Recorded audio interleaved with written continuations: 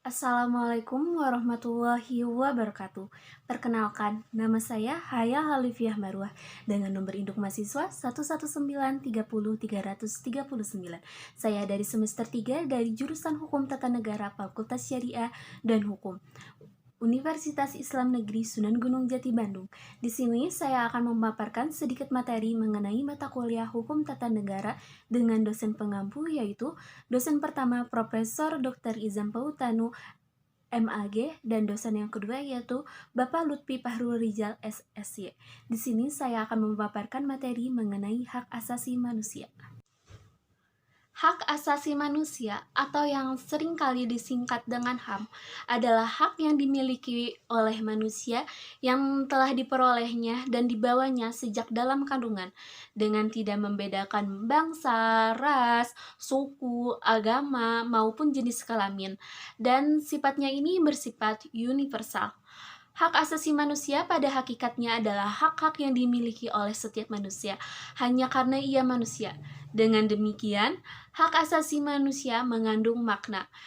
Beberapa makna, yaitu yang pertama, hak asasi manusia hakikatnya sebagai manusia mendapatkan pengakuan dari manusia yang lain. Yang kedua, pelaksanaan hak-hak itu hanya dimungkinkan karena manusia tersebut menjadi anggota masyarakat. Hak asasi manusia tidak berlaku kalau manusia hidup pada suatu daerah yang sama sekali tidak memiliki atau tidak mempunyai kontak dengan manusia lain. Disebut asasi karena tanpa adanya hak tersebut, seseorang tidak dapat hidup sebagaimana layaknya manusia. Hakikat manusia tidak lain dan tidak bukan adalah sebagai makhluk ciptaan Tuhan yang dianugerahi penalaran. Inilah perbedaan esensial antara manusia dengan makhluk hidup lainnya. Setelah dunia mengalami dua perang yang melibatkan hampir seluruh dunia, hak-hak asasi diinjak-injak. Timbul dari keinginan untuk merumuskan hak asasi itu dalam suatu naskah internasional. Usaha itu pada tahun 1948 berhasil dengan diterimanya Universal Declaration of Human Rights atau pernyataan sedunia tentang hak-hak asasi manusia oleh negara-negara yang tergabung dalam Perserikatan Bangsa-Bangsa atau yang disingkat dengan PBB. Dalam deklarasi hak asasi manusia PBB merinci sejumlah cita-cita dan harapan yang ingin digandrungi oleh setiap manusia di muka bumi, seperti hak untuk hidup, hak untuk memeluk agama, hak berserikat, hak untuk menyuarakan pendapat, hak untuk mendapatkan penghidupan yang layak, dan hak untuk bebas dari rasa-rasa takut serta hak-hak lainnya. Teori HAM versi Barat mengatakan bahwa pemerintah dimanapun berkewajiban melindungi rakyatnya dalam pelanggaran hak asasi manusia. Di dalam pembukaan Undang-Undang 1945 juga ditegaskan bahwa pemerintahan negara Indonesia melindungi segenap bangsa Indonesia dan seluruh tumpah darah Indonesia, dan untuk memajukan kesejahteraan umum, mencerdaskan kehidupan bangsa, dan oleh karena itu hak asasi manusia sering dikatakan memiliki dimensi universal. Ini mengandung makna suatu pengakuan hak asasi manusia harus dapat dinikmati oleh seluruh umat di muka bumi. Selain dari itu, pemerintah juga di seluruh dunia memikul kewajiban moral dan menjamin terlaksananya hak asasi manusia yang dapat dinikmati oleh rakyatnya masing-masing. Dan ada pula pengertian hak asasi manusia secara umum. Pengertiannya yaitu hak asasi manusia ialah suatu konsep hukum yang normatif dengan dapat dinyatakan bahwa manusia mempunyai hak yang telah melekat pada diri mereka karena terlahir sebagai seorang manusia.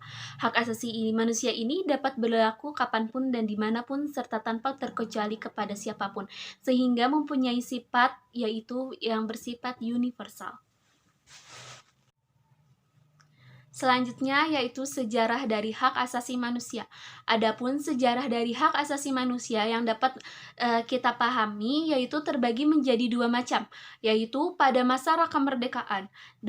Pada masa ini, dalam perkembangan hak asasi manusia yang ada di dalam periode ini untuk banyak dijumpai pada berbagai organisasi-organisasi dan pergerakan yang ada di negara Indonesia. Seperti sosok Bapak Budi Utomo mengatakan hak dengan bebas mengeluarkan pendapat, Organisasi Serikat Islam mengatakan hak untuk hidup layak serta bebas berbagai penindasan. Perhimpunan Negara Indonesia mengatakan hak untuk berbebas menentukan nasib mereka sendiri, dan ada juga Partai Komunis Indonesia mengatakan hak yang berkaitan dengan alat produksi. Pada masa kemerdekaan semakin berkembang dengan adanya perubahan zaman. Perkembangan teknologi, hak asasi manusia pada masa kemerdekaan ini lebih menekankan pada hak dalam kebebasan untuk menyampaikan berbagai pendapat, terutama pada ruangan parlemen dalam pemerintahan termination yang maknanya hak untuk seluruh insan memperoleh kemerdekaan, hak asasi kebebasan dalam berserikat melalui sebuah organisasi politik yang berbagai telah mampu didirikan. Selanjutnya yaitu tujuan dari hak asasi manusia.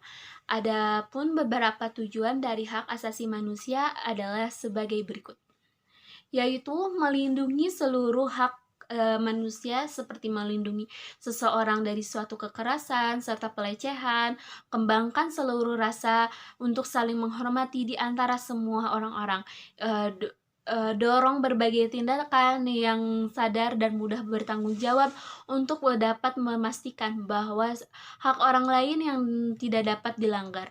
Konsep dari hak asasi manusia yaitu ide mengenai tentang hak asasi manusia berawal dari keyakinan manusia sebagai makhluk ciptaan Tuhan yang Maha Esa yang memiliki sifat sama serta sederajat.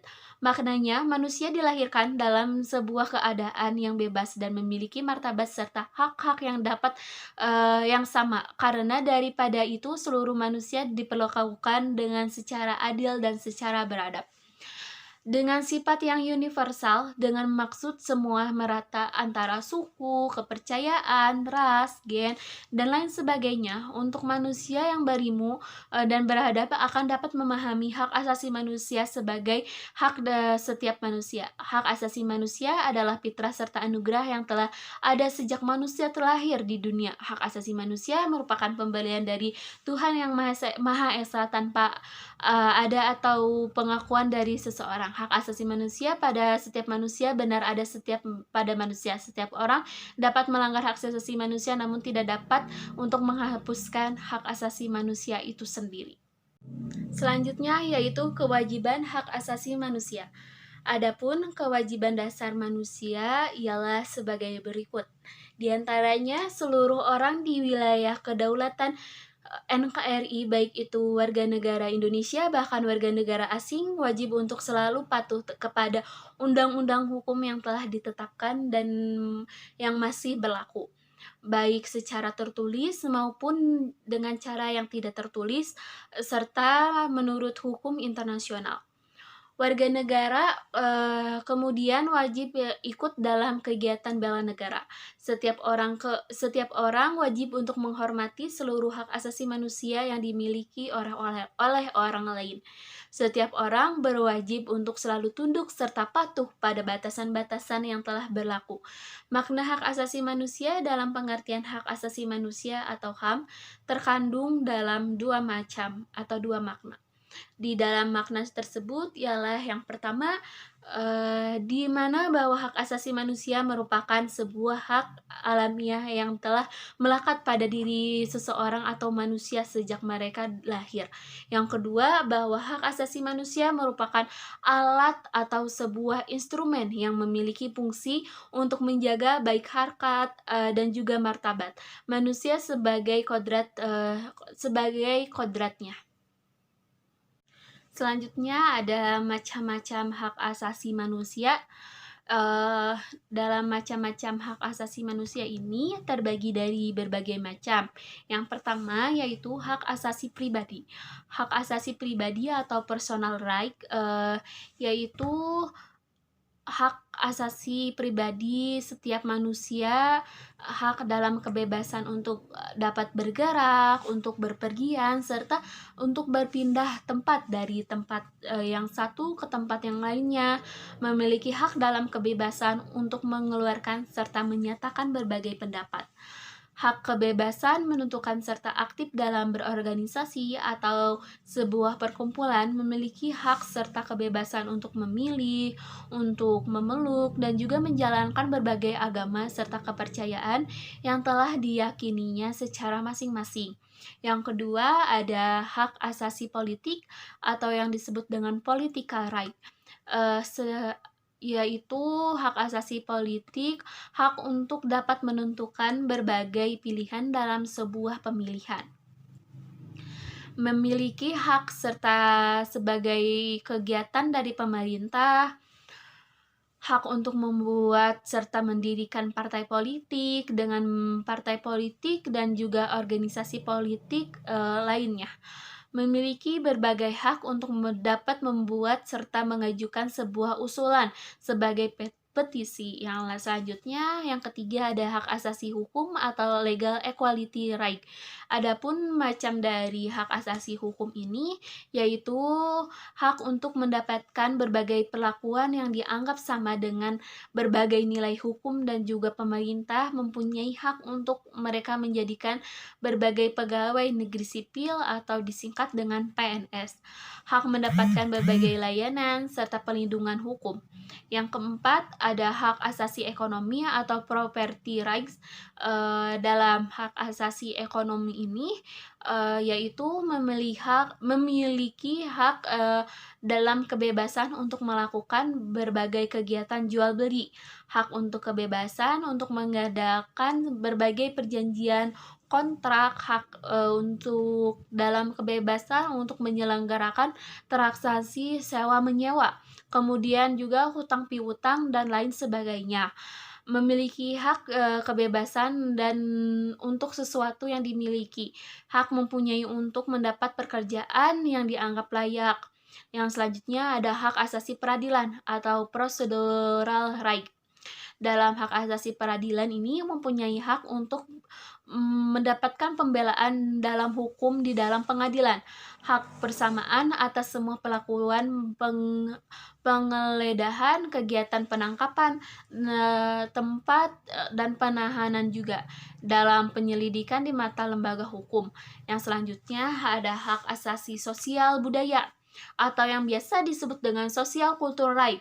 Dalam hak asasi sosial budaya ini memiliki hak untuk menentukan hak pemilih dan juga mendapatkan sistem pendidikan, hak untuk mendapatkan sebuah pengajaran, dan hak untuk dapat mengembangkan berbagai budaya yang telah ada dengan sesuai minat dan bakat yang telah dimiliki. Mungkin hanya itu yang bisa saya sampaikan dalam materi hak asasi manusia yang ada di dalam mata kuliah Hukum Tata Negara ini.